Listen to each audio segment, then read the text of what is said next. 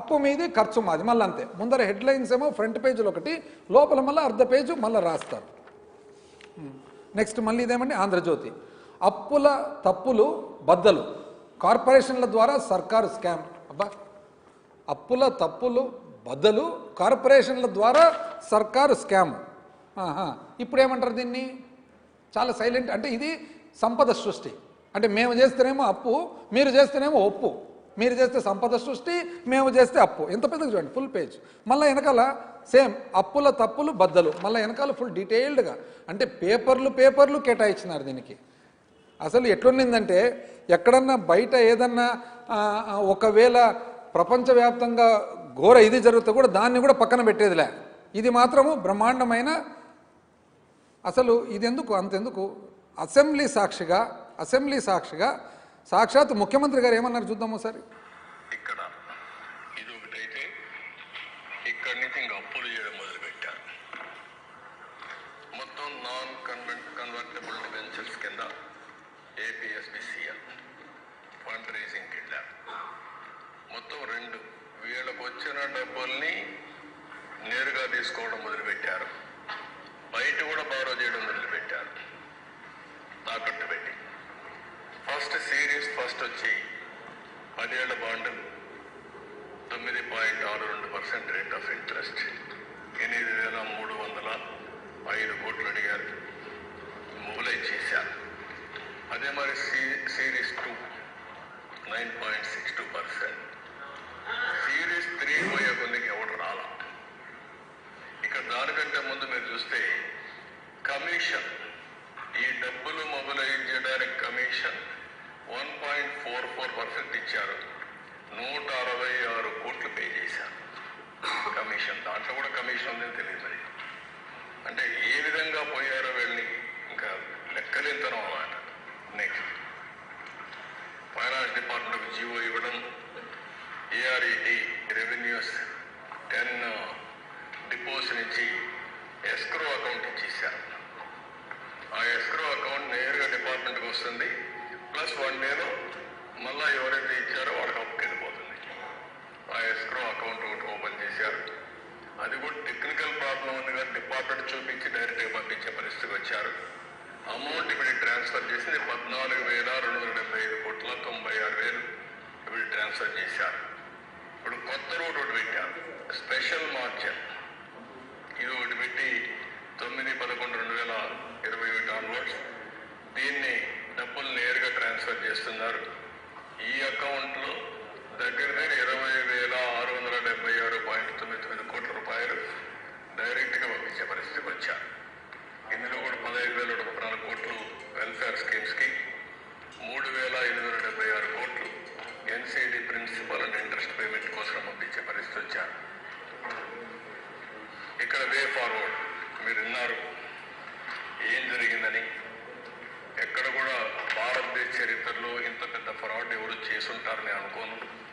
నేనైతే వినలేదు ఇంతవరకు నా 45 ఏళ్ళ రాజకీయ చరిత్రలో అంత పెద్ద ఫ్రాడ్ చేసే పరిస్థితికి వచ్చారు. చూసారండి,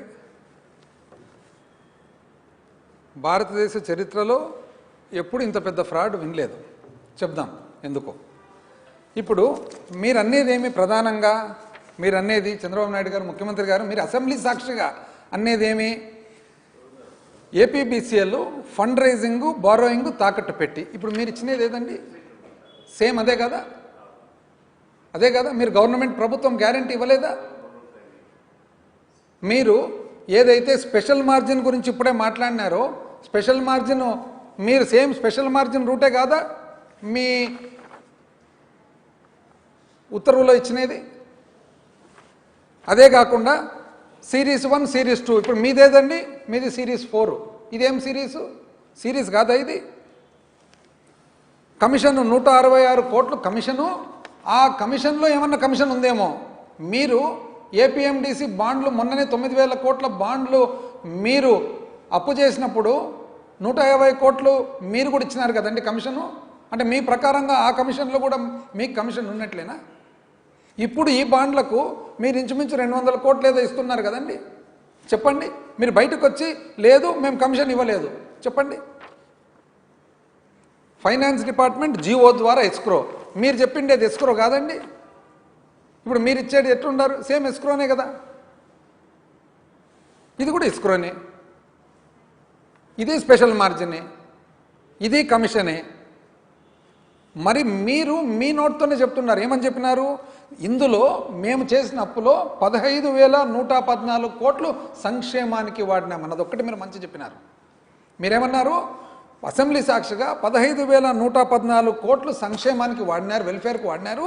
3,876 కోట్లు మాత్రము అసలు వడ్డీ కట్టేదానికి వాడినారు ఈ డబ్బులు అన్నారు. అదొక్కటి మీరు బాగా చెప్పినారు. ఎందుకంటే మీరు ఇంతవరకు చేసిన అప్పులో మీరు 9,000 కోట్లు ఏపీఎండిసి బాండ్స్ ద్వారా చేసినారు. ఇప్పుడు మీరు 5,750 కోట్లు చేయబోతున్నారు. వివిధ అప్పులు మీరు చేసినారు కార్పొరేషన్ ద్వారా. ఎక్కడే కానీ మీరు సంక్షేమానికి అని చెప్పినారా? మేము రైట్ రాయల్గా అసెంబ్లీ సాక్షిగా చట్టం చేసినాం. మేము చట్టం చేసి ఈ ఆదాయం ఏదైతే ఉందో ఇది మామూలుగా ప్రైవేట్ వ్యక్తుల జోలికి దగ్గరికి పోయే ఆదాయం ఏదైతే ఉందో ఆ ప్రైవేట్ వ్యక్తుల ఆదాయాన్ని తీసి ఆ ఆదాయాన్ని ప్రభుత్వానికి తెచ్చి తద్వారా ఒక అప్పు సంక్షేమం కోసం చేసి ఆ అప్పు దిద్దేదానికి ఈ ఆదాయం వాడుతున్నామని చెప్పి మేము చట్టం చేసినామండి. ఉదాహరణకు సామాన్య మానవునికి అర్థం కావాలంటే 2019లో మేము ప్రభుత్వం ఏర్పాటు చేసుకోకముందు ప్రైవేట్ వ్యక్తులు మత్తు పానీయాలు మందు అమ్మేవాళ్ళు. ఉదాహరణకు ఒకవేళ బీర్ సీసా 100 రూపాయలు ఉంటే రీటైల్ వాళ్ళందరూ కలిసి ఒక సిండికేట్ అయిపోయి ఆ ఊర్లో 10 రూపాయలు 20 రూపాయలు ఇల్లీగల్గా ఎక్కువకు అమ్మేవాళ్ళు. అది ఎంత ఎక్కువ అమ్ముతున్నారని చెప్పి మేము కనుక్కొని అది ఒక కొత్త పన్ను, అంటే ప్రైవేట్ వ్యక్తులకు పోయే 10-20 రూపాయలు ఏదైతే ఉందో దాన్ని ఒక పన్నుగా చేసి దాని పేరు ఏఆర్ఈటీ అని పెట్టి ఆ ఏఆర్ఈటీ ద్వారా మేము సంక్షేమం కోసం చేసిన అప్పుకు డబ్బులు కట్టాం. అంటే ప్రైవేట్ వ్యక్తులకు పోయే డబ్బులు ఏవైతే ఉందో దాన్ని ఒక పన్నుగా సృష్టించి ఆ పన్ను ద్వారా పేదవాని సంక్షేమానికి సంబంధించిన ఖర్చును మేము అప్పు దిద్దుతున్నాం. అదేవిధంగా స్పెషల్ మార్జిన్ అనేది తర్వాత ఏపీబీసీఎల్ ద్వారా స్పెషల్ మార్జిన్ అనేది కంపెనీకి ఏర్పాటు చేసి ఆ ఏర్పాటు చేసిన స్పెషల్ మార్జిన్ ద్వారా మేమన్నా సంక్షేమం పెట్టినాం. మీరు ఎక్కడ పెట్టలేదు, అసలు సంక్షేమం అనే పదమే వాడలేదు. మీరు ఏమిటికి వాడుతున్నారు? మీరు ఈ అప్పు అంతా కూడా ఏమిటికి వాడుతున్నారు? ఒక్కసారి వైట్ పేపర్ రిలీజ్ చేయండి. మీకు ఎట్లా వైట్ పేపర్లు అంటే చాలా ఇష్టం కదా. మీరు దాదాపు 70,000 కోట్లు కార్పొరేషన్ల ద్వారా ఇటీవల 1.5 సంవత్సరంలో 70,000 కోట్లు కార్పొరేషన్ల ద్వారా చేసినారు. మీరు దానికి వాడినారా? ఒక వైట్ పేపర్ చెప్పండి. మళ్ళా పైగా మీరేమన్నారు? Way forward. భారతదేశ చరిత్రలో ఇంత పెద్ద ఫ్రాడ్ ఎప్పుడు జరగలేదు. 45 సంవత్సరాల్లో నేను మొట్టమొదటిసారిగా ఇంత పెద్ద ఫ్రాడ్ చూశాను. మరి నాకు అర్థం కాదు ఏమంటే ప్రజలందరికీ ఇంత పెద్ద ఫ్రాడ్ అని మీకు తెలిసిన తర్వాత ఇంత పెద్ద ఫ్రాడ్ అని 45 ఏళ్ళ చరిత్ర మీకు 75 ఏళ్ళ వయసులో ఇప్పుడు మీరెందుకు చేస్తుంటారండి ఈ ఫ్రాడు? ఎందుకు మీరు చేయాల్సి వస్తుంది ఈ ఫ్రాడు? లేదా మీరు బయటకు వచ్చి చెప్పండి, నేను ఆ రోజు ఫ్రాడ్ అని అనుకున్నా, వైసీపీ ప్రభుత్వాన్ని జగన్మోహన్ రెడ్డి గారిని పొరపాటున ఫ్రాడ్ అని చెప్పినా అది ఫ్రాడ్ కాదనన్నా చెప్పండి. లేదా తప్పని పరిస్థితి నేను కూడా ఫ్రాడ్ చేస్తున్నానన్నా చెప్పండి. రెండిట్లేదు ఒకటి. బుడిదేమో చల్లుతారు, సమాధానమో ఇవ్వరు. దీనికి తోడు పక్కన ఉప ముఖ్యమంత్రి గారు ఆయన, ఎందుకంటే ఆయన పార్టీ స్థాపించినదే ప్రశ్నించేదానికి, ఆయన ముసిముసి నవ్వులు నవ్వుతుండారు. ఏమని? 166 కోట్లు కమిషన్ ఇచ్చినారంటే ఇప్పుడు మీరు ఇచ్చినారే 150 కోట్ల కమిషను. ఇప్పుడు ప్రశ్నించడం లేదా? మీరు ప్రశ్నించరా? అంటే మీడియా సంస్థలు కానీ మీకు అనుకూల పార్టీలు కానీ మీరు చేస్తేనేమో ఒప్పు, సంపద సృష్టి, మేము చేస్తే తప్పు. ఎంత అన్యాయం అండి! ఎక్కడ పోయింది అసలు ఆవేదన, దిగులు, కన్సర్న్ ప్రతి ఒక్కరికి? శ్రీలంక ఇప్పుడు లేదా? ఇన్ని పేపర్లు రాసిన వాళ్ళకి మీకు లేదండి? అసలు ఎంత అన్యాయం అంటే జస్ట్ 4 రోజుల ముందర స్థూల ఉత్పత్తి గురించి చంద్రబాబు నాయుడు గారు ఒక మీటింగ్ పెట్టి త్రైమాసిక రిజల్ట్స్ అనౌన్స్ చేస్తూ అందులో భాగంగా కూడా మమ్మల్ని బ్లేమ్ చేసినారు. ఏమని? మొన్న 3-4 రోజుల క్రితం ఏమని? వాళ్ళు ఫ్యూచర్ రెవెన్యూస్ అంటే రాబోయే ఆదాయం కూడా ప్లెడ్జింగ్ చేసినారు. ఇప్పుడు దీన్ని ఏమంటారండి? ఇది రాబోయే ఆదాయం కాదా? ఏమని ఉంది దీంట్లో? ఏమని? Non convertible timely servicing, it amend discontinue issuer sole monopoly, complete consumption, మీరు ప్రొహిబిషన్ పెట్టకూడదు, రాబోయే ఆదాయం అంతా కూడా కంప్లీట్గా హక్కు ఇష్యూవర్స్కి ఇచ్చేసినారు. ఇంకా దీన్ని ఏమంటారు మరి? అసలు ఎట్లా మాట్లాడగలుగుతున్నారు అని. అసలు ఇప్పుడు ఎవరైతే పార్టీ ప్రశ్నించేదానికే స్థాపించినారో వారికి మా ప్రశ్న ఏమని, పంచాయతీరాజ్ డిపార్ట్మెంట్ మీ డిపార్ట్మెంటే కదండి, మీదే కదా. మరి కేంద్రం నుంచి 15వ ఆర్థిక సంఘం డబ్బులు నిధులు వస్తే వచ్చి కొన్ని నెలలు అవుతుంటే 900 కోట్లు ఇంతవరకు ఎందుకు మీరు లోకల్ స్థానిక సంస్థలకు ఇంకా విడుదల ఎందుకు చేయలేదు? మీరు ఎందుకు వేరే వాడుకున్నారు? 900 కోట్లు మీకు వచ్చినది, ఇంచుమించు 1000 కోట్లు మీరు వేరే ఖర్చులకు ఎందుకు వాడుకున్నారు? పంచాయతీలకు ఎందుకు పోలేదు? అది లేట్ అయినందువలన మళ్ళీ ఇంకొక 1000 కోట్లు రావాల్సినది ఆగిపోయింది. ఇది నిజమా కాదా?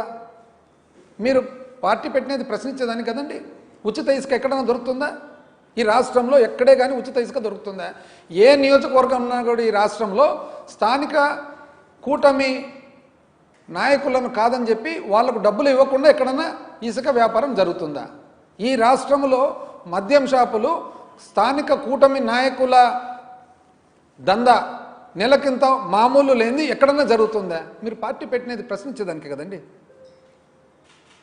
అమరావతి అని చెప్పి 8 లేన్లు 10 లేన్లు కిలోమీటర్కు 60 కోట్లు 70 కోట్లు, జాతీయ రహదారులు 30 కోట్లు అయితే 60 కోట్లు 70 కోట్లు ఎక్కువ రేట్లతో, ఇన్ఫ్లేటెడ్ కాస్ట్తో ఎక్కువ చేసిన రేట్లతో కాంట్రాక్ట్లు జరుగుతుండే. మీరు పార్టీ పెట్టినది ప్రశ్నించేదానికే కదండి. స్టీల్ ప్లాంటు ఈరోజు ప్రైవేటీకరణకు రెడీ చేసినారు. మీరు పార్టీ పెట్టినది ప్రశ్నించేదానికే కదండి. అసలు మెడికల్ కాలేజీలు అంత కష్టపడి కడితే సామాన్య మానవుని పేదవాని ఆరోగ్యం కోసము దాన్ని పీపీపీ మోడల్లో ఇండైరెక్ట్గా ప్రైవేటైజ్ అనుకోండి, ప్రైవేట్ వ్యక్తుల చేతుల్లో పెట్టడం. మీరు పార్టీ పెట్టినది ప్రశ్నించేదానికే కదండి. అసలు సూపర్ 6 అంటే ప్రతి నిరుద్యోగికి 3000 రూపాయలు ఇవ్వాలా ఇస్తున్నారండి. మీరు గ్యారెంటర్ కదా, దానికి సంతకం కూడా పెట్టినారు కదా. ప్రతి మహిళకు 1500 రూపాయలు 19 ఏళ్ల నుంచి 50 ఏళ్ల వరకు మీరు గ్యారెంటర్ కదా, మీరు సంతకం పెట్టినారు కదా, ఇస్తున్నారండి. ప్రతి రైతుకు 20,000 రూపాయలు మీరు గ్యారెంటర్ కదా, మీరు సంతకం పెట్టినారు కదా, ఇస్తున్నారా? 3 సిలిండర్లు ఎంతమందికి ఒక సిలిండర్ దాటి వచ్చిందండి? మీరు గ్యారెంటర్ కదా, మీరు సంతకం పెట్టినారు కదా. 50 ఏళ్ళు నిండుతానే పెన్షన్ ఇవ్వాలా మీరు మహిళలకు. అక్క నీకు పెన్షన్ వస్తుందక్క అంటే, లేదు నాయన మాకు రావడం లేదు అంటే, ఎందుకక్క ఇంకా 60 ఏళ్ళు నిండలే నాయన. బాబు వస్తాడక్క, బాబు వస్తానే 50 ఏళ్ళు నిండుతానక్క, 4000 అక్క, నెలకు 48,000 అక్క. పేపరు దానికి మీరు గ్యారెంటర్ కదా, మీరు సంతకం పెట్టినారు కదా, ఇస్తారే. ఇది కాక ఇంకొక ఆయన గొప్ప రాజ్యాంగ పోస్టులో ఉన్నాడు రాష్ట్ర ప్రభుత్వంలో. ఆయన లెటర్ రాస్తాడు ఎప్పుడు, మేము సంక్షేమం కోసము ఒక కొత్త పన్ను కనిపెట్టి ప్రైవేట్ వ్యక్తులకు పోయే డబ్బులు ఒక పన్ను రూపంకు తెచ్చి ఆ పన్ను ద్వారా చేసిన అప్పు దిద్దేదానికి రాష్ట్ర ఖజానాకి ఇబ్బంది లేకుండా సపరేట్గా, అంటే ఒక మాటలో చెప్పాలంటే సంక్షేమం కోసము మేము క్లియర్గా చట్టం చేసినాం. ఏ సంక్షేమం? ఆసరా కోసం మహిళల కోసం, చేయూత కోసం మహిళల కోసం, అమ్మఒడి కోసం పిల్లల కోసం, రైతుల కోసం, రైతు భరోసా కోసం చట్టం చేసినాం. చట్టం చేసి ప్రైవేట్ వ్యక్తులకు పోయే డబ్బులు తీసుకొచ్చి ఆ డబ్బుల ద్వారా ఈ సంక్షేమం చేద్దామని చెప్పి మేము పెడితే మీరు ఎంతెంత రాసినారండి చెప్తా. which is nothing but bypassing the net borrowing ceiling NBC of the state prescribed by the government of India article 293(3) of the constitution. ఈ రోజు ఈ వ్యక్తి అప్పట్లో పార్లమెంట్ సభ్యులు ఈరోజు రాజ్యాంగపరమైన గొప్ప పోస్టులో ఉన్నారు. ఆయన రాసినాడు ఏమని, ఇది తీసేయండి క్యాన్సిల్ చేయండి అని చెప్పి.